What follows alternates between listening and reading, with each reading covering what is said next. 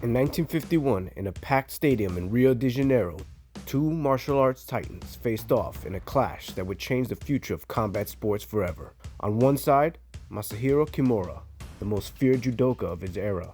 On the other, Helio Gracie, the patriarch of a family that would go on to revolutionize martial arts. This wasn't just a fight. This was the moment Brazilian Jiu-Jitsu was truly born, in fire and pain. And yes, Helio's arm was broken.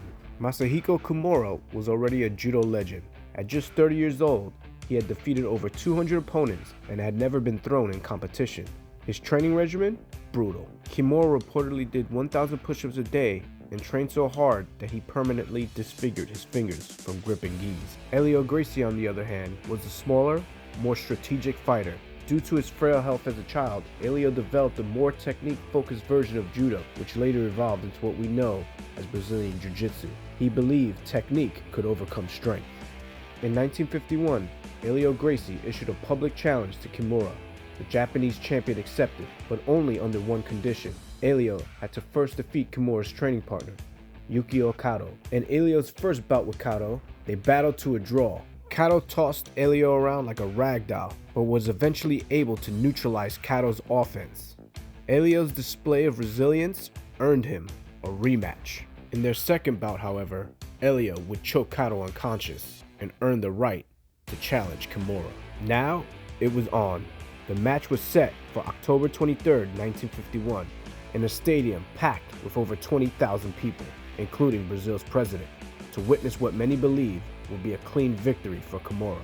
When the bell rang, it was clear Kimura was the stronger fighter. He threw Helio repeatedly with devastating judo techniques, a pawns that would have ended matches under judo rules. But this wasn't Japan, this was Rio, and the fight wouldn't end unless Helio was submitted or knocked out. Then, Kimura locked in a powerful udegarami, what we now call the Kimura lock. Helio didn't tap. Kimura cranked the arm and broke it. The crowd was stunned. Carlos Gracie, Helio's brother, finally threw in the towel to save him from permanent damage. Though Helio lost the match, the fight became legendary. Why? Because it proved that the Gracie system could stand toe-to-toe with the best in the world. Helio's refusal to quit, despite overwhelming odds, became the cornerstone of Brazilian Jiu-Jitsu's philosophy: technique, heart, and resilience. And Kimura? He became immortalized in martial arts history, not just for breaking Helio's arm, but for showing the devastating power of judo when executed with precision. The Kimura lock remains one of the most feared submissions in the sport today. This was not merely a fight, it was the clash that gave birth to a martial arts revolution. One man walked away victorious, the other walked away a legend. And together, they changed the world.